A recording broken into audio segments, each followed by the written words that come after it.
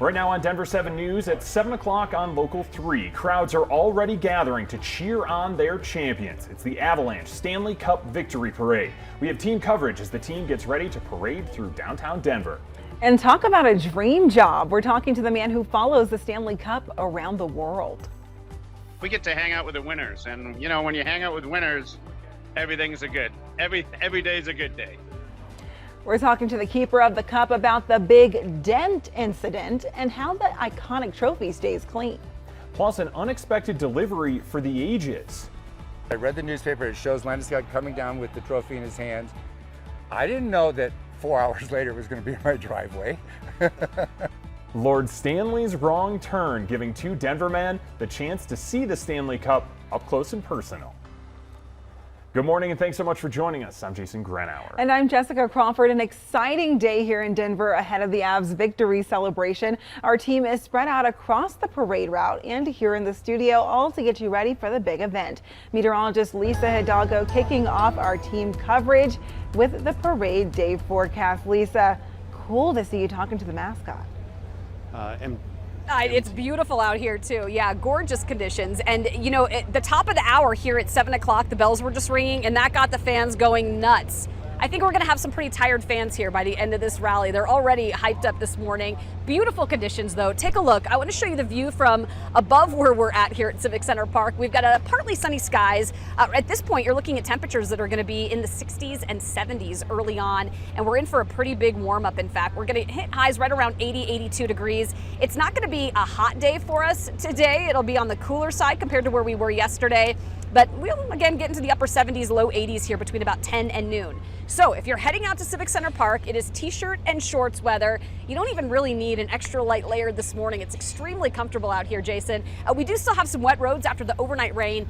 It's going to rain again today, but it looks like it's going to hold off until after the rally, and I'll show you that full futurecast coming up here in just a few minutes. Yeah, I had some drivers tell me about some light sprinkles that they saw this morning, just enough to make the wipers go a couple of times, but overall, the drive is pretty quiet. We do have a couple of issues, including this closure that's still in place. Last night, had a couple of semis tangled up, and there was debris all over eastbound I-76, so right now it's closed down to Highway 85. That's where you're taking it to 120th, getting over to I-76. From the camera up here, we can see that there's no traffic on this eastbound side right now. Westbound is flowing normally, and that drive time from here all the way down to I-25 is around 20 minutes, and you can see the rest of the drive times as well on I-25, 270, and that drive on I-70 as well. So not seeing any big problems otherwise across these freeways for us here this morning, which is helping us out. There is one other restriction coming off of eastbound I-70 at Denver West. You might see that restriction in place. 6th Avenue to Indiana gets you around that one.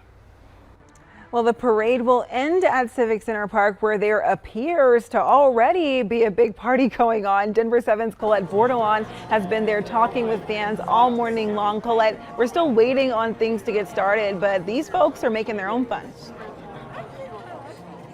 It feels like it's already gotten started out here at Civic Center Park, honestly. It is just really filled in, but I'm right up front right now with Jessica and Matthew. Matthew, where were you on Sunday? So, I was at home just after the Pikes Peak International Hill Climb watching the Avs win Game 6. And it's historic, like I was just saying off camera. You know, I'm the closest one to all four of us who's even close to them last time they won. 21 years ago. This is historic. So cool that you get to be up here and be up front for all this. It's historic for the fans. It's historic for several fire departments today, including the agency that my dad works for, CSFD Engine 1, and everybody. I'm proud to see South Metro in the parade as well, and everybody. This is historic. It's definitely historic, and you drove your kids up from Fountain last night from southern Colorado, actually farther south than Colorado Springs. Yeah. That's a haul, but why did you do it? Because it was so important to him. I don't have a car right now. My engine blew. I borrowed my husband's truck. And yes, we didn't get up here until about 9 o'clock, but it was because it was so important to him, we did it. And I'm glad we did, because making him happy, because he's disabled, is the number one thing in my heart. So I'm glad we did, though. Yes. I think everyone's hearts are very happy today, and I'm so excited. You get to be right up here, up front and center for the rally, Matthew. His siblings are out here with him too. His mom, of course, Jessica. Thank you guys for spending a couple of minutes with me and letting me interrupt your morning, but we're going to be out here with all your coverage. I'm going to get back into the sea of people, so check back in with me pretty soon. Live in Denver, Club Portland, Denver 7. Colette, thank you. And for fans, the parade starts at Union Station, but the players will get on their floats at Ball Arena. Denver 7's Veronica Acosta continues our coverage with a preview.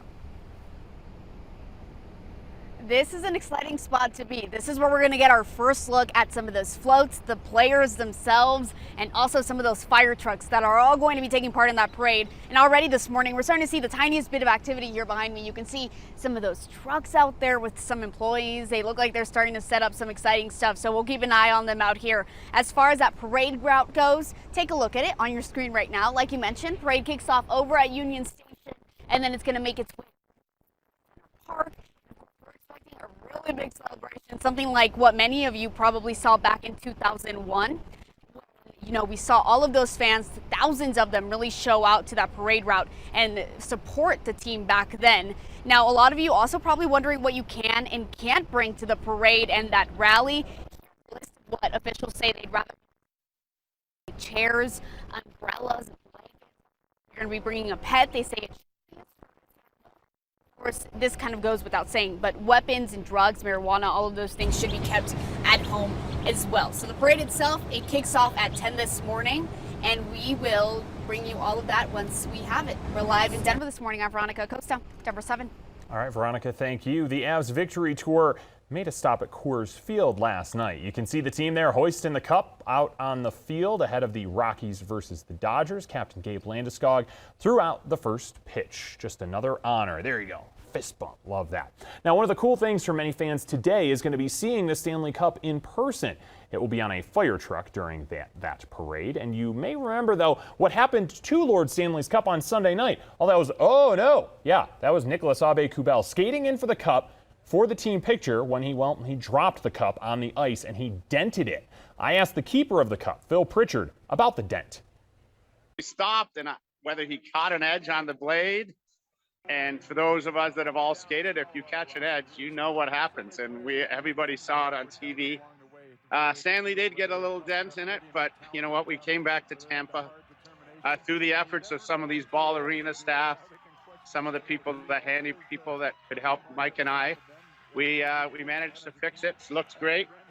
Yeah, just a scratch. It's not like it's 130 years old or anything. Well, he says the dent is gone. Then I had to ask him another question. A lot of us here at Denver 7 are asking, and we have been asking, especially since the cup gets passed around so much. Take a listen. How often is the Stanley Cup cleaned? Well, you're asking the right guy here because we do it after every event, actually. And I mean, as you saw it on the ice on Sunday night in Tampa, it was gleaming. I mean, it's pure silver. It looks great. We like to keep it that way for every event. Well, there you have it.